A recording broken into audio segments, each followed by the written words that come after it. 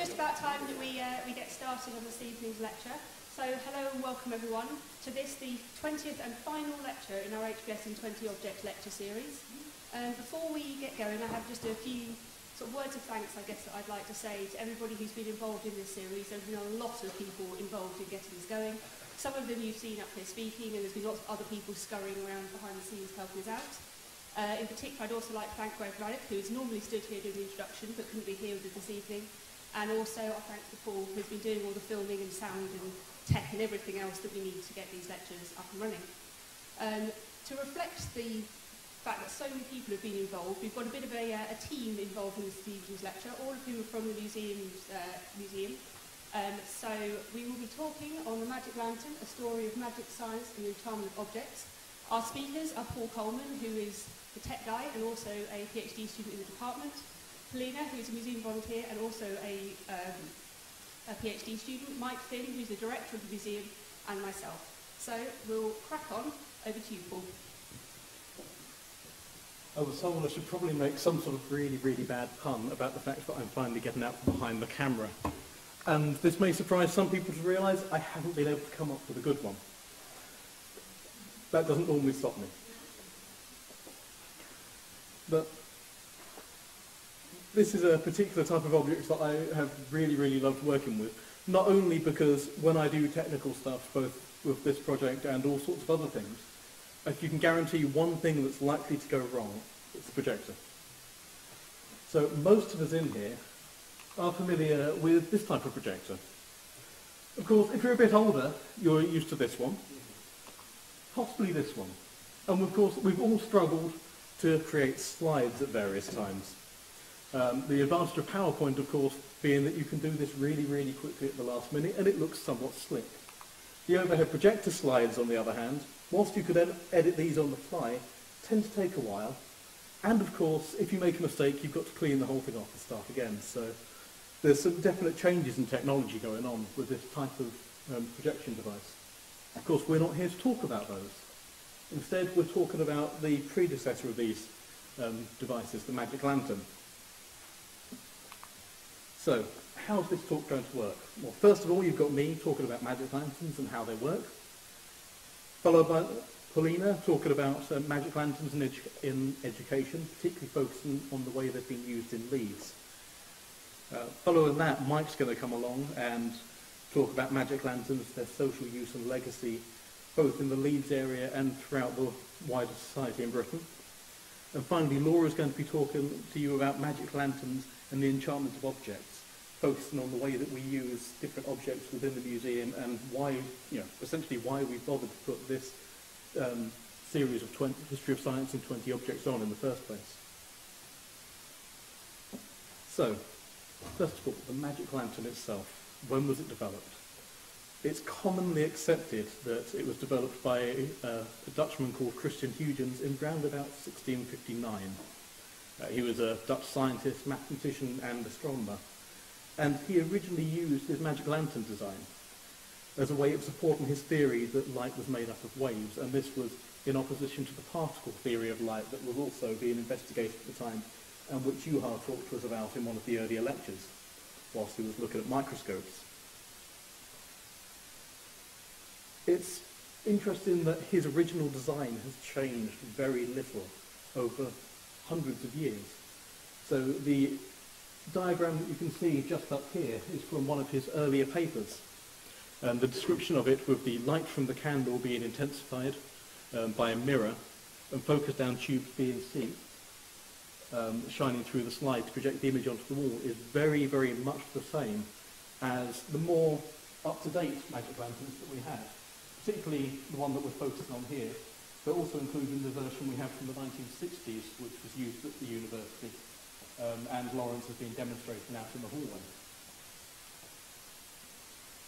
One of the key differences in the way that magic lanterns have worked has actually been in their light source. We do actually have one here which we believe originally used a candle, and as you can imagine, this is probably not very bright. Following this, you had some lamps that used oil lamps in them, mainly using whale oil.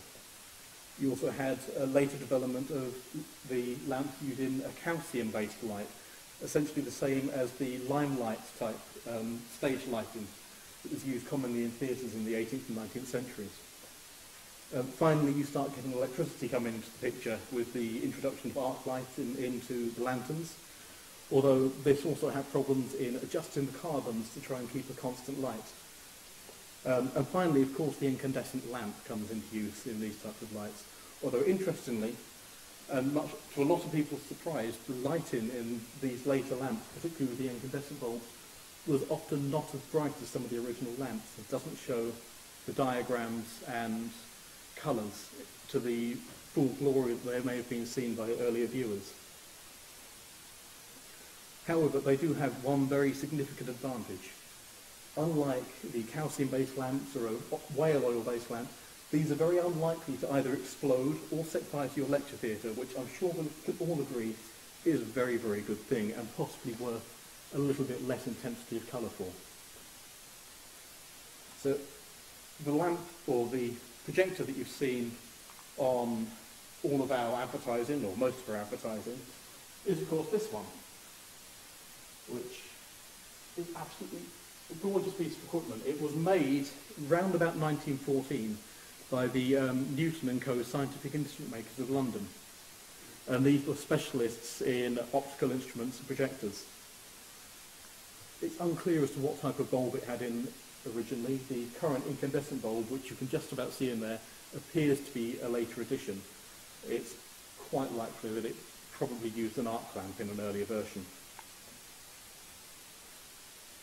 So, how does it work? This is actually a really, really simple thing, and as I said, it's not changed very much from Huygens' original diagrams. So you have your light bulb in here, which shines directly through a convex lens and focuses the beam onto the slide, which we have just here. And that, of course, then just goes down the two focusing lenses and will project it onto whichever surface you're aiming at. So there is very, very little to this. I was quite pleased to find out that the physics behind this are really, really simple, and I could understand them and possibly be able to explain them to other people. The really complex thing with these lanterns is actually in the slides themselves. All of the early slides were either hand-drawn or hand-painted, which, as you can imagine, is an incredibly time-consuming process. We have quite a large collection. I think it's around about 5,000 in the museum, many of which are in the process of being digitised. They were used for all sorts of different things, and we have quite a wide array of the astronomical slides here. And these were generally hand-painted, or in a later period, the colour was added on in a form of transfer, very much like the transfers that you might be familiar with from making airfix models, if you're half as geeky as me. Later, of course, you get some photographic slides. And I'm not even going to pretend to understand how they got the photographic plates onto the slides. I'm fairly certain there are people much better qualified to talk about that. But these had a lot of use within the university, and maybe the harbinger of the dreaded holiday slideshow. More interestingly, from my point of view, was the discovery that it was possible to create moving images using these slides. There's a whole range of different mechanisms that could be used. From slip-in slides where you slide a glass plate across the front of another slide to create some form of action, or a lever slide so you could possibly animate someone's arm waving, or in a particularly famous slide, a rat sliding into someone's mouth, I believe. Pulley slides would operate just, well, by means of a pulley to cause some form of movement. Or, of course, rack and pinion slides, and it's these that we definitely have some examples of in the museum collection. This one up here is a particular favourite of mine. You can see how it works, that you just turn the handle and it causes the image to revolve. This particular slide I found quite a lot of fun because it's very topical at the moment with the resurgence of people interested in the idea of flat Earth. This one, which we have here, actually reads on it. It is that it proves the Earth's roundability by a ship sailing around the globe. So I quite enjoyed this, and I thought it would be very, very topical and seasonal to bring up at this time. So that's the sort of thing that we've got here. This type of collection, the type of lanterns. And I'm now going to hand over to Polina, who's going to talk to you about the way that these were used in education at Leeds.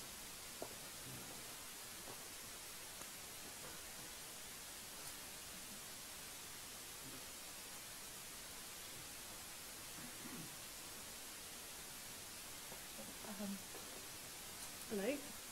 Yeah, it does work. So Paul has kindly explained to us how magic lanterns work, and half of the time I still prefer to think of them as magic lanterns working by magic. But I'll now talk about how magic lanterns were used for teaching people. And although they were invented in the mid-17th century, they only became widely used for teaching purposes in the mid-19th century, mainly because by that time projection technology had significantly improved and it allowed to project clear, bright images in large lecture halls, not unlike this one.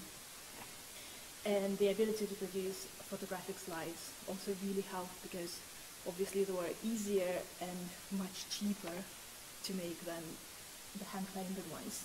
And with this new use in education, magic lanterns also acquired a new name in educational and scientific settings. They were usually called optical lanterns, probably because the word magic was just way too frivolous and unsuitable for serious business of science communication. And part of the story I'm very proud to tell you about is that Leeds actually had a very important role in promoting the use of magic lanterns in university lectures.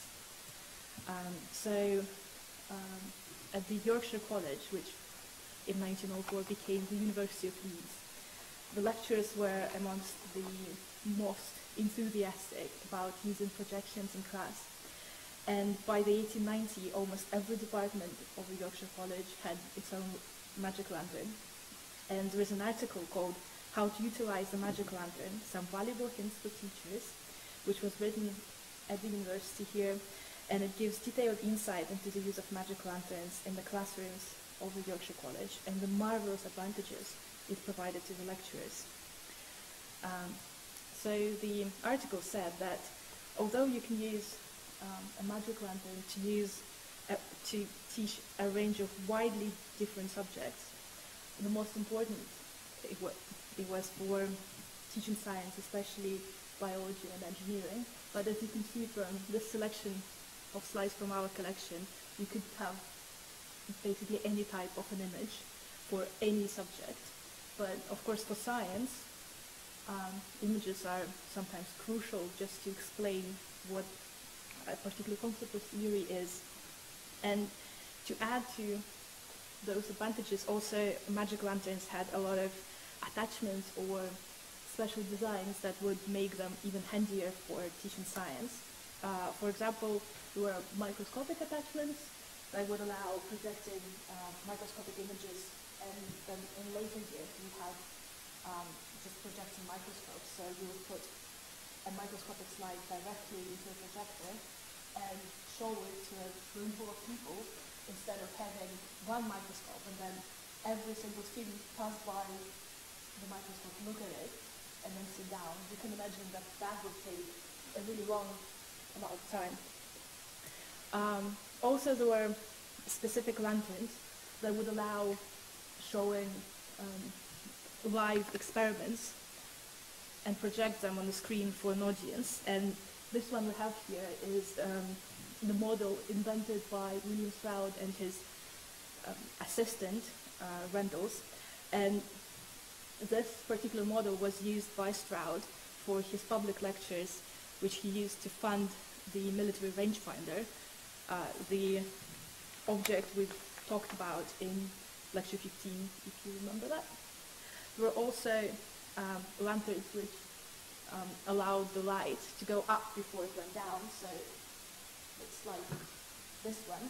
So you could have a flat surface to put a petri dish, or sometimes slides which would allow you to use liquids to see, for example, tadpoles swimming in water, or crystal structures in liquid. So this one here. So all those things obviously were really helpful for teaching science at Yorkshire College and beyond. However, there were some challenges this new technology presented.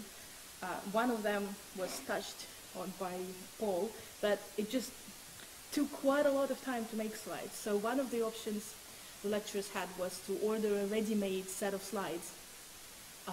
But for advanced subjects, it usually wasn't possible because it was just really hard to make a ready-made thing for such subjects. So a lecturer would have either an option to order a tailored set of slides from their own pictures, or sometimes they would make slides themselves, but it took a lot of time, so it's not like a PowerPoint where you can throw something together at the last minute. Another challenge was that lecturers needed trained assistants. That would be a person who would be operating the lantern at the back of the room while the lecturer would deliver their talk. And those people needed to be trained because, as Paul said, some of the light sources were quite unsafe, so you didn't want your lecture theatre to blow up during the lecture. But also it was really good if your assistant knew the subject matter, so they could avoid making mistakes. For example, putting slides upside down into the projector, and as you can see from this example, it's not always clear which is the right side up. But in case a mistake really happened, some of the manuals for teachers suggest that they come up with specific signs to communicate with their lanternist. And some of those were to avoid the awkwardness of holding a dialogue with the lanternist, because somehow talking to a person is more awkward than gesturing at them wildly while speaking. And a third problem, and probably the biggest one, was that most of the projections had to be shown in darkness, because that's how you get properly bright, vivid images. And that posed a few problems. First of all, lecturers couldn't use their notes to deliver their lectures unless they had a special lamp. So I have an advantage of speaking to you in a well-lit room, so I can read from my notes. The other important thing was that the lecturers couldn't see their audience, so they didn't know, for example, if the audience could hear them at all.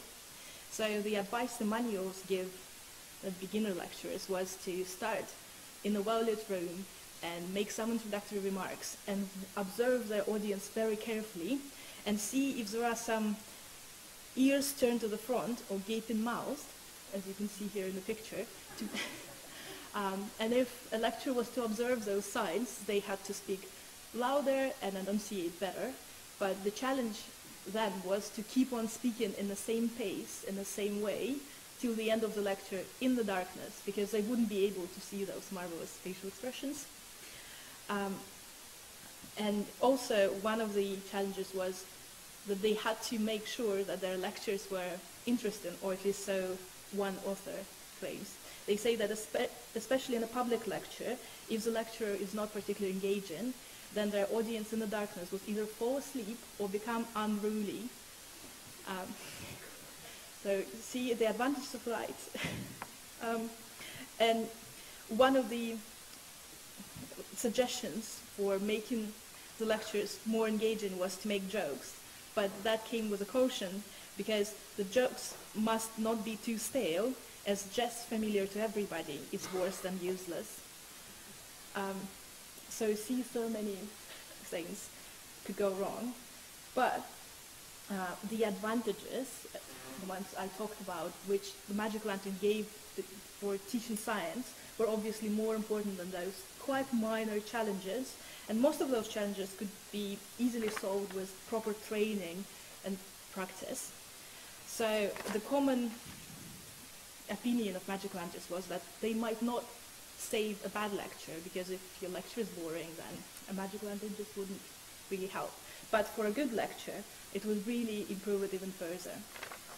And so the Magic Lanterns kept on being used well into the 20th century, actually, and one of the crucial improvements was actually made by Lewis Compton-Mile, professor of biology at the Yorkshire College, the one who talked about lecture 18, about bugs and butterflies. So that person came up with a setup that would allow a lecturer to use magic lantern in a well-lit room and also avoid using an assistant. And the setup he suggested was quite similar to the one you see in the picture above, where the magic lantern would be close to where the lecturer delivers their talk and would use an electric light, the one that wouldn't be as fiddly as, let's say, live lights, for example. And even with the new technologies developed in the 20th century in the Yorkshire College and Leeds, many people continued using magic lanterns. That you could see, we have a very late model there. And for example, William Asbury used magic lantern to show his X-ray images, including the early pictures of the DNA. We talked about it in the lecture 11, and Irene Manton, whose slides we show you in lecture 16, also used her slide to teach students and used one of the magic lanterns like the one we have at the end. And now I'll hand over to Mike to tell you the bigger picture.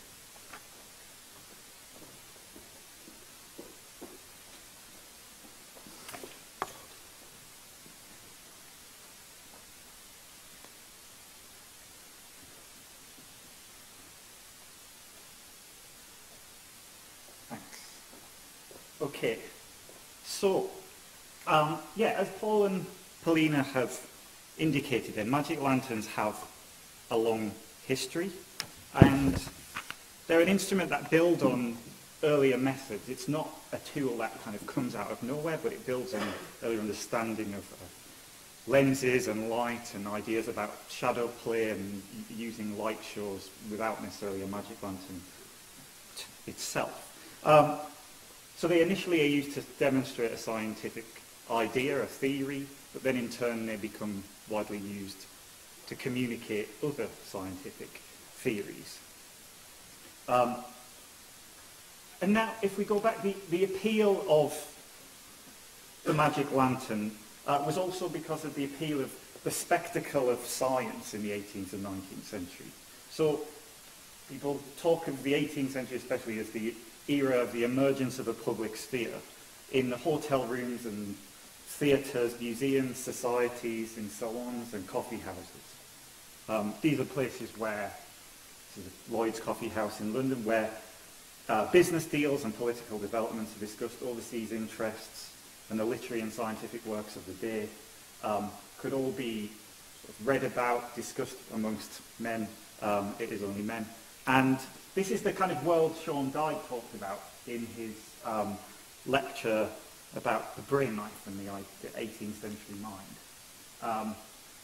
So the lantern, as Polina pointed out, was useful because it engaged a whole room at once. Sorry, that's what I want. It engaged the whole room at once. Rather than having to pass around a single item, such as medical specimens like an anthrax finger, for example, which we looked at in lecture 9, or a box of specimens.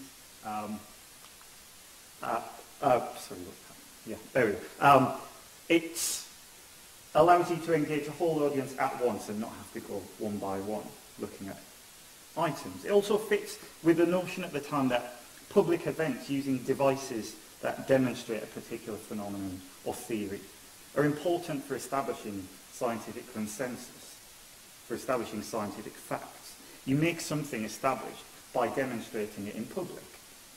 So this is the case for the air pump, which we discussed in the slides. Are not appearing as I expected them to.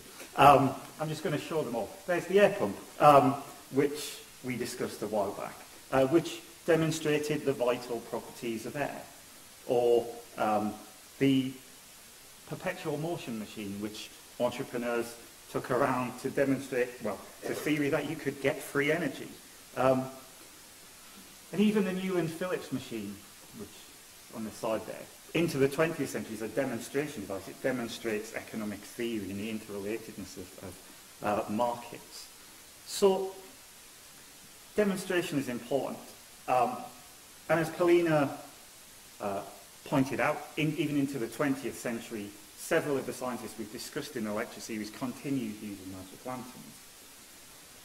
And moreover, in the 19th century, in the industrialised era of the late 18th and the 19th century, scientists came to think more about how we precisely record and represent what was seen in nature and what was seen in their experiments. So the microscope, which you have here, extends the visual powers of humans. And if you couple that with photography, as Polina's mentioned, this allows for accurate and apparently trustworthy capturing of exactly what you see at a precise moment in time.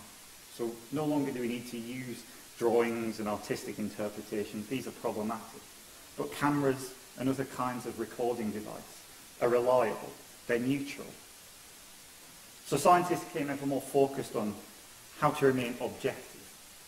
That is, how to remove their own biases, their fallible powers of observation and interpretation from demonstrating the truth of nature. So machines, instruments, technologies are used to produce what's referred to as a mechanical objectivity. The lantern was an important part of this process. It shares those objective images with a larger audience. And so what's going on is this is both a technological shift, the lantern, the microscope, photography, that allows these ideas to be developed. But it's also an epistemological shift. It's a change in understanding that prioritises visual knowledge, prioritises images in science.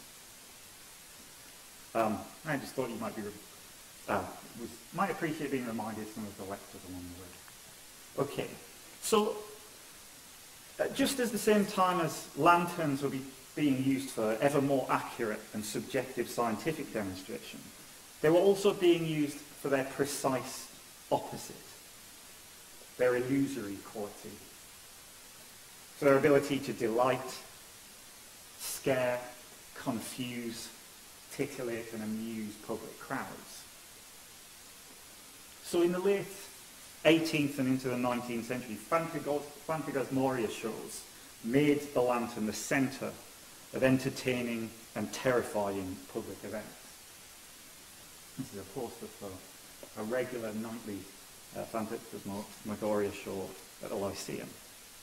One of the most famous presenters of these events was Etienne Gaspard Robert, a Belgian inventor, who worked in Paris at the turn of the 19th century, and his phantasmagoria were legendary. So imagine, if you can, the situation. You and the rest of the crowd would arrive at a venue, perhaps then be blindfolded or at least led down paths to a secret room that you didn't know the precise location of. Alcohol would be available. We've got some of that tonight. Drugs would also have been available too. The glass harmonica would be playing in the background.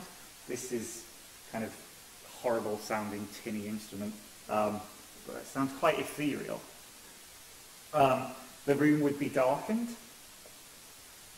and then the crowd, you will be shown spectral images of ghosts, of monsters, of other frightening creatures. The lanternist would take the lantern on a stand, start near to the screen with a small image and gradually move the lantern away so that it appeared to get larger, as if moving towards the audience. It might even be projected onto smoke, billowed into the room, to give a kind of ethereal, almost three-dimensional quality to the images, as you can see here. So these events, these public lectures, these phantasmagoria, were more like seances than an academic lecture. They were bringing, apparently, the dead to life, bringing monsters to life. Interestingly, though, they did often begin with a scientific lecture, but not of good, wholesome science, but of the wickedness and cruelty of animal experimentation and of monsters in nature. Things like the two-headed fish, which we looked at way back in lecture 2. Magic lanterns were also used to deliver erotic, pornographic displays for smaller audiences. It's harder to trace that history, though. the ephemera, the materials aren't left behind so much, although it's well documented as a popular use. So at the same time as the magic lantern was developing as a tool for the more, so at the same time as it was developing these phantasmagoria events, these strange and mystical lectures, the magic lantern was also developing as a tool for the more orthodox, traditional, religious, proper Victorian values we would envisage. So Victorians were generally very interested in images and optical apparatus. The kaleidoscope and the stereoscope, 19th century inventions, that were very popular. As lanterns got cheaper, they could be used more and more and found their use in the wider realm of places. Churches and other religious groups would use magic lanterns for projecting biblical images, for teaching children. Magic lanterns would be used to display slides of classical figures or characters from history or from literature. They would also be used to demonstrate other social phenomena, lectures on race, on what the difference between the different races of man were. Now, slides don't convey a lot of information. They necessarily can't carry a lot of information, but they're very good at conveying a message. So in an area like Leeds, the magic lanterns were used to teach new workers at the factories and workshops. They could convey messages very quickly about how to use the textile machines or how to sort of work on a construction of a building very quickly. Now, as well as being an area of factories and industry, Yorkshire and Leeds has also always been a land of campaigners. This is prominent in the development of several social campaigns, linked in many ways to the prominence of religion in the county. This is God's own county. So the abolition movement, for instance, is linked to Yorkshire through work of Wilberforce, the Hull politician, and the asylum reform movement, the move towards state-sponsored treatment of the insane for the building of large public asylums across the country, was spearheaded in Yorkshire and based on ideas from Quakers in the city of York, the Quakers who make Yorkshire tea. So this land of campaigns was also the place where the temperance movement really began.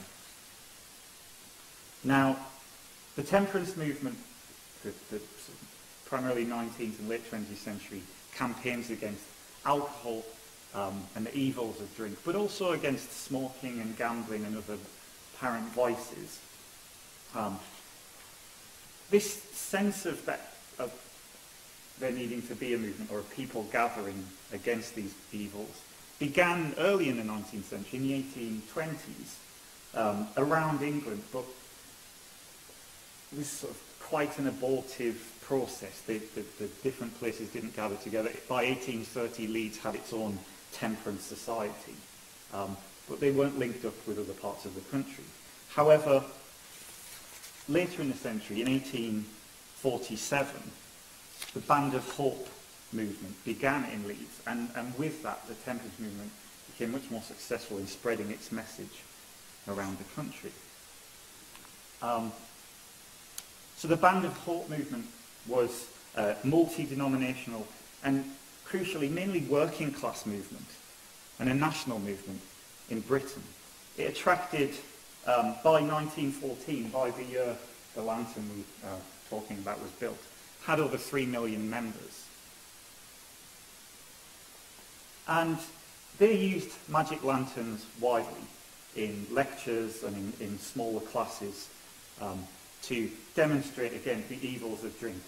These slides here are a set of 8 on, called Dangers of the Bottle, drawn by Cruikshank, who was famous caricaturist and illustrator of Charles Dickens' novels. And you can see in the 8 slides that the dangers of procession from a glass of wine with an evening meal through series of unfortunate and embarrassing events to your family, eventually leading in loss of money, destitution and abandonment. So drink is pretty dangerous. So they targeted large audiences with these kind of slides. You can imagine them being shown one after another to large groups. And they targeted children and parents. So from the Band of Hope movement, slides like this, I'm struggling to read it from here, but yeah, them targeted at new parents, but also at children too, to try and convince people early, when they were malleable, of the dangers of alcohol through using public lectures. Now, interestingly, the Band of Hope movement began in the building just to the left-hand side there, a white building, just off Leeds Bridge, which you might recognise. And if you go down there, there is a blue plaque, sorry, not a blue plaque, a plaque. And in 1847, at a meeting on these premises, the Band of Hope movement was formed by the Reverend Jabez Tunnicliffe. Now, interestingly, if you look to the side of that sign, there's another sign to commemorate Louis Leprance, who took probably the first moving pictures at that point, 41 years later. So, Leprance was a Frenchman born in Metz who had studied chemistry and physics but moved to Leeds in the 1860s, working for John Whitley's engineering firm in a company. It was common for scientists and people with training in science to move over from Germany, from France, to help work in the companies, the factories of West Yorkshire. By the 1880s, he was one of many inventors who were interested in photography and were working on magic lanterns and the potential for moving picture. And so whilst the Lumiere brothers are more famously attributed to the development of moving picture, it's argued by many, and by many I mean many people who are from Yorkshire, that Leprance was the first person to make successful moving pictures. This is one of them. It's about 2.1 seconds long. It's filmed from the Leeds Bridge. Yeah, and you can still walk over that bridge now. More famous, I think, is the earlier video he made, which is not of great quality, but of people dancing around in Roundhay Park in 1888. Now, Leprance used a single lens camera to film this short sequence. And he also filmed, there's the third famous scene of Adolphe, his son, playing an accordion. It was of little use at the time because he could make the film, but he didn't really have a way of anyone being able to watch it. But he was playing around with projection techniques, building on the idea of the magic lantern. And in 1890, a couple of years later, after first making these films, was due to go to New York and demonstrate his ideas. But before that, visited his brother in France and disappeared and was never heard from again. So, interesting story, but one that ends quite abruptly. So West Yorkshire is clearly involved in the very beginning of moving picture, of motion picture, through Leprance and being linked to sort of use of magic lanterns and public displays before then. But if we were to think of West Yorkshire and its links to sort of cinema today, we might think of Brastoff, something like that, or even just more generally the idea of three men in the bathtub going down a hill in Last of the Summer Wine. I show that one particularly because Last of the Summer Wine is filmed in Holmfirth, and Holmfirth was home in the 19th century to Bamforth and Company, a company that was started in 1870 by James Bamforth, a portrait photographer. So, working as a photographer, he began to play around with magic lantern slides and started producing slides en masse. And then, in the 1890s, after Le Prince's and the Lumiere's ideas were being developed, he started working with the Riley brothers of Bradford nearby, who had been experimenting themselves with making moving pictures.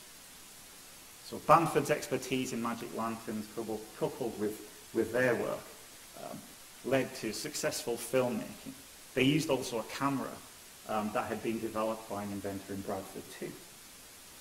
And so the Riley brothers and Bamford together were known as RAB, and they made films until 1900. This is the building. Now, the films that they made were mostly comedy, featuring a character called Winky, who is apparently a sort of proto-Charlie Chaplin type character. And people have argued he's the first silent comedy character in film. But with the work going on at Bamford and Co. with the Riley brothers in producing these films, for a short period, from the late 1890s up to the start of the First World War, Holmfirth was just about the most active place in the world in producing motion pictures for public display. More active, certainly, than Hollywood. And it said that when the First World War came along, the company and lots of other industries sort of turned their attention towards the war effort, towards manufacturing other things. By the time the war ended again, the centre of the industry of motion picture had moved to Hollywood. But it could have been Holmfirth in big white letters on the hill. The last film they made actually was in 1918, a film called Meg of the Woods. So there you go. West Yorkshire was there before Hollywood. Sadly, well not sadly, but afterwards Bamford and Co. They're more famous later on for producing sort of bawdy comics like this, rather than actually magic lanterns and films. So, to wind up my bit, why think about lanterns, about magic lanterns? Well, for one thing, as Paul said, we have about 5,000 in our collection, but across Leeds, between the museums in the city, there's close to 500,000 magic lantern slides, as a result of their massive use in industry and education in all kinds of ways. And also, just having begun the lecture series talking about a sculpture from 2,500 years ago, it seemed appropriate to talk about magic at the end. Point being that people think magic isn't that the opposite of science? Isn't that the whole... Magic was the thing that was replaced by science sort of 400 or 500 years ago. Well, I think for us, the magic lantern demonstrates clearly what we're interested in as historians and philosophers of science. It's not just the things that are obviously scientific, the microscopes or the camera used to photograph DNA, but also the things that are around science, for communicating science, or even the things that we now think of as pseudoscientific, the electric apparatus for improving blood supply and so on that we saw in the last lecture. Objects also help remind us that science is a social activity. It's what people do. It's not scientists in lab coats working with test tubes, but lots of people, technicians, makers, researchers, philosophers, lots of groups working together on shared problems. Science is a practice. It's not just a kind of an idea or a method. And so if we want to uncover that history, using objects helps. They remind us that no ideas, just like no technology, comes from nowhere, always builds on pre-existing work. And also, ideas don't just disappear. They have a legacy. Even when they seem to have been supplanted by a new technology, they still continue to have their uses. And so I think that's the end of my bit, and I'm going to pass over to Laura to sum up the lecture.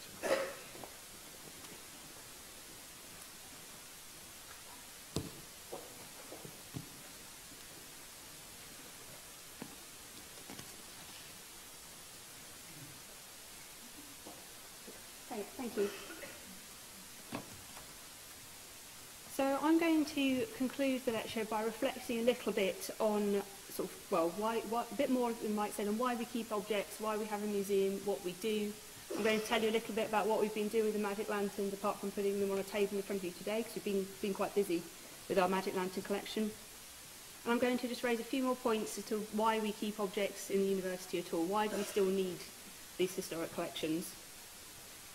So a little bit about the museum. Hopefully you all know that the objects in these lecture series have come from the Museum of History of Science, Technology and Medicine here at the University of Leeds. We have a huge range of stuff. Some of it you've seen, some of it you haven't. There are objects all across campus, in most of the schools and in our museum store. Humans seem to have a bit of a natural propensity to collect stuff. We like to collect it, we like to store it, we like to label it, we like to group it in various ways. And to some degree that is what we do. The museums aren't just places for hoarders. We're not just keeping stuff for the sake of putting stuff into boxes, or just because we happen to like it. Some of the objects all of the objects have come from the university or relate to Leeds in some way. Some of them have come from a former History of Education museum and some from a former biology museum. These ones are from the former History of Education museum and now live in our store. We've been hanging on to these things because they were valued by past scientists and past technicians. They survive for that reason. Some of them were kept because they were nostalgic, but often it's because they're valued. A few of the things we have might have probably ended up in a cupboard and forgotten rather than valued, but that doesn't mean they're not of interest to us. So this is just a picture of some of the things we store because I like the picture, basically. Since 2007, volunteers, most of whom are students, although some of them are staff from HBS, have worked hard to try and preserve and share the university's scientific heritage. As I'm sure you're all aware, universities have a bit tight on space occasionally, so there is a risk of objects going missing or being thrown out. Sometimes they end up in the skip and sometimes they get eBayed. We try and save the things that have value and continue to share them with the university community and with people outside of our university. We don't want them to be binned or skipped. So it now seems like a good moment to say, if you are based in the university and you have important scientific historical objects in your collection, please don't bin them. Please look after them. I promise you your students will be interested in seeing them and sharing them with you. They'll be interested in the history of their own disciplines. Once we've collected objects, if you like, we don't just put them into boxes and hang on to them just in the hope that they'll be of use. We do try and conserve them. Some of this is not too difficult. Things like, I don't know, the tuning forks, they just need to put in a protected box and occasional dusting. Some other things like the two-headed fish and the anthrax finger, which Mike mentioned earlier, require slightly more specialist skill to keep them alive. Putting tissue into jars isn't as simple as you might hope. They don't last forever, but we do try and look after them. Once we've done that, we try and share them with as many people as possible. One way is through this lecture series, that we've been able to share a number of our objects and our interest in history and philosophy of science with you and with others. But we do a whole host of things, and here's a scattergun selection of pictures of some of the things we've done. We use our objects for all sorts of things, and we try and share them as much as possible. Sometimes it's for outreach programs, sometimes it's for lectures, sometimes it's for teaching school groups or adult visitors. Sometimes our collection has been used to make new works of art, and sometimes it's been used to make the impossible, like the perpetual motion machine. So I'm going to tell you a little bit about how we've been sharing our magic lantern slides with others as part of our sort of mission to share the history of science and the philosophy of science with other people. The magic lantern collection is perhaps one of the favourites amongst the volunteers just because it's so varied. Having so many slides from so many different schools means that almost everybody has something in it that they like. Some of them which they love, actually. I'm going to go that far. So they've been researched by a huge number of people from across our department and others. And we use these magic lanterns to tell histories of science and technology, local histories and international histories. And of course the magic lantern is a good example of ways of showing the magic of science as well as the interest. Lawrence Malloy, who is over there and will be happy to talk to you about some of his work, has been doing an absolute sterling job trying to digitise the vast collection. It's quite a time-consuming project, and he's been doing wonderfully. So the pictures up here are some of the things he's done, and then he's been not only digitising them, but changing them, manipulating them into new works of art.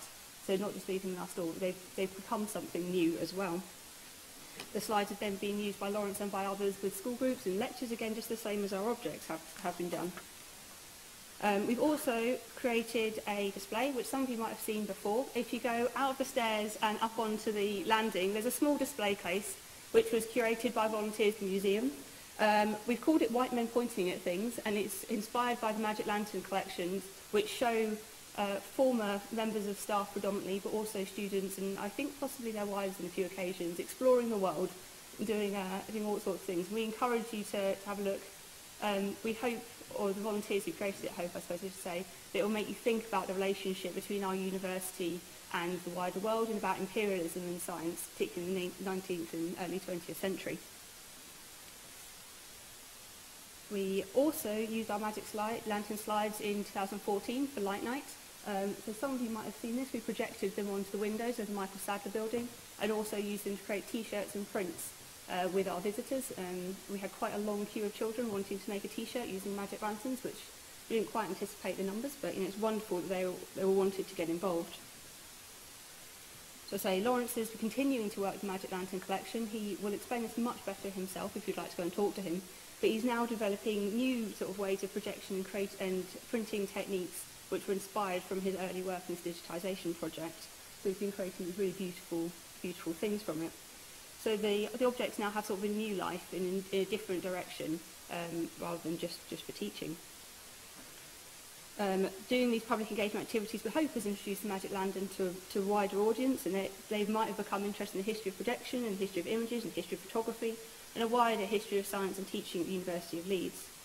It's also, as my colleagues have pointed out, perhaps encouraged us to reflect a little bit on our own sort of teaching techniques, and not rely quite so much on the magic of the PowerPoint, and think of some other ways that we can engage with images. So I'm going to finish this talk by reflecting a little bit on why we keep these objects. In some ways, I kind of want to say it's because they're wonderful and we should, but there is actually more than that. I'm not just keeping them because I like them. That's not enough of a reason. So as I've said before, all of the objects picked in the series sort of reflect some of the breadth of our collections here in the museum, and they reflect a wide range of scholarly interests across the university. They reflect the people who bought, made, found, used, edited, adapted, and then kept these objects. So they really do tell a story of Leeds. This collection is unique for that reason. You might argue that some of the objects, like the ones in the top row, the microscope, the coral, or the air pump, can be found in other collections around the world, and that is true, they can, but it doesn't make these ones any less interesting. They can still tell us a local and international story, as hopefully this lecture series has shown you. Some of the other ones are perhaps slightly more unique. You're less likely to find an early Next stethoscope or an Asper camera in any other collection, but just because these particular objects have a connection to a famous person, or maybe not famous, Asper, a famous individual, that in itself isn't enough to make them interesting. They have to tell us a story, which these objects do.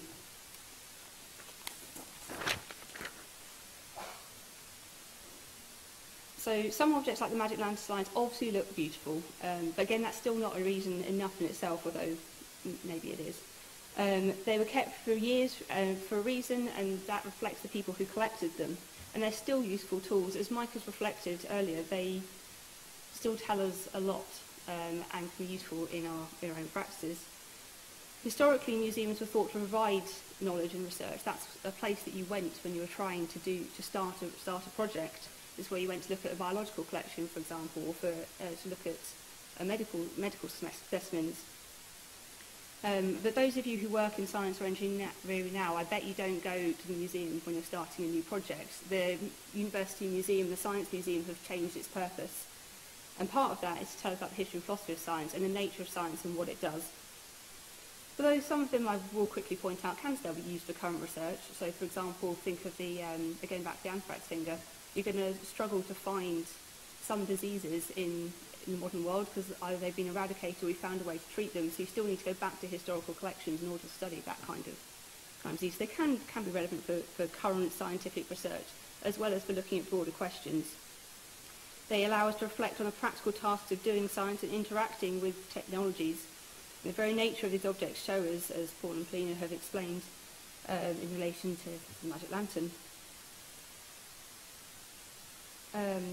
So our speakers, and I hope yourselves, have been able to look at and interact with some of our objects.